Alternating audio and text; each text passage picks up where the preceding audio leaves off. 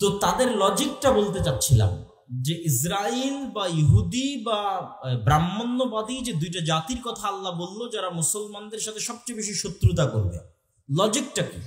লজিকটা হচ্ছে superiority theory. ইহুদিরা বিশ্বাস করে যে তারা চোজেন বাই দ্য গড, তথা আল্লাহর পক্ষ থেকে পৃথিবীতে বাছাইকৃত একমাত্র আল্লাহর সন্তান হচ্ছে ইহুদিরা, বলেন নাউজুবিল্লাহ।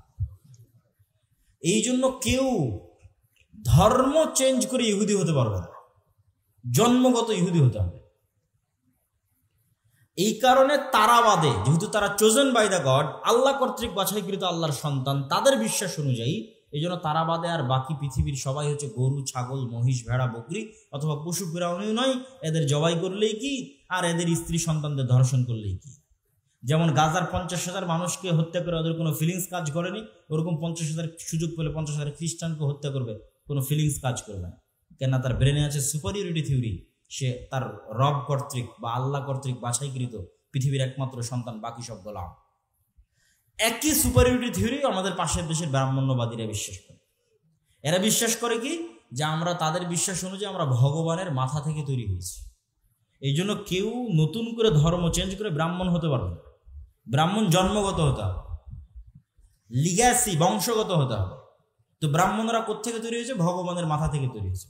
আর বাকি ক্ষুদ্র, তারপরে হচ্ছে কি বলে বৈশ্য, ক্ষত্রিয়, যত ওদের যে জাত পাতের যে ভেদ আছে, নিম্ন শ্রেণীর হিন্দু যারা আছে, বলি দেওয়া লাগলে ওদের ছেলে মেয়েকে বলি দাও, যা করা লাগবে সব ওদের, কাজ করবে ওরা, খাটবে ওরা, ব্রাহ্মণরা বসে থেকে খাবে, বাকি সব গোলাম। এটাই কিন্তু হিন্দু কালচার। এবং এই কারণেই কিন্তু বাংলাদেশের মুসলমানেরা এত বেশি মুসলমান হয়েছে। কেন? বাংলাদেশের মুসলমানেরা বেশিরভাগ নিম্ন বর্ণের হিন্দু ছিল। যখন বিদেশ থেকে মুসলমানেরা এই দেশে প্রবেশ করেছে, তখন এই দেশের হিন্দুরা দেখেছে এর চাইতে সাম্যতার ধর্ম, এর চাইতে সমতার ধর্ম, এর চাইতে মানবতার ধর্ম, যেখানে রাজা কি, বাদশাহ কি, আমির কি, প্রজা কি, এক সিস্টেমে, এক কাতারে, এক মসজিদে, কেউ বলতে পারবে না যে এই মসজিদে ওই জায়গাটা আমার, কেউ আগে জায়গা না যাক, এই জায়গাটা আমার, এখানে যেন কেউ না বসে, কোনো ক্ষমতা নেই। রাজা বাদশাহ কারো ক্ষমতা নেই। মসজিদে যে যেভাবে প্রবেশ করেছে, সে যেভাবে জায়গা পেয়েছে, সে সেখানে বসবে, সে সেখানে সালাত আদায় করবে, পায়ের সাথে পা মিলাবে। এই যে ইসলামের মধ্যে কালারকে কেন্দ্র করে, জন্মগতকে কেন্দ্র করে, কোনো কিছুকে কেন্দ্র করে যে কোনো ভেদাভেদ নাই, যে রাসূল সাল্লাল্লাহু আলাইহি সাল্লাম হাদিসে বলেছে লা ফাজলা লিআরাবিয়্যিন আলা আজামিয়্যিন ওয়ালা লিআজামিয়্যিন আলা আরাবিয়্যিন, যে কোনো আরবের ন্যূনতম প্রাধান্য নাই কোনো অনারবের উপর, কোনো অনারবের ন্যূনতম প্রাধান্য নাই কোনো আরবের উপর, কোনো কালো রঙের মানুষের ন্যূনতম প্রাধান্য নাই সাদা রঙের মানুষের উপর, কোনো সাদা রঙের মানুষের ন্যূনতম প্রাধান্য নাই কোনো কালো বর্ণের মানুষের উপর। এই যে বিশ্বের সবচেয়ে শ্রেষ্ঠ মানুষকে শুধুমাত্র আদম সন্তান হিসেবে ট্রিট করা। যদি জো বাইডেন, তো জো বাইডেনও আদম আলাইহিস সালামের সন্তান। ডক্টর ইউনুস, তো ডক্টর ইউনুস আদম আলাইহিস সালামের সন্তান। বাই বর্ন, জন্মগতভাবে রক্তের দিক থেকে এরা সমান। গায়ের রঙের কারণে, কোন বংশে জন্মগ্রহণ করেছে, কোন এলাকায়, কোন দেশে জন্মগ্রহণ করেছে, এর কারণে মান সম্মানের কোনো কমতি হবে না। মান সম্মানের কমতি হবে কাজের কারণে, কর্মের কারণে।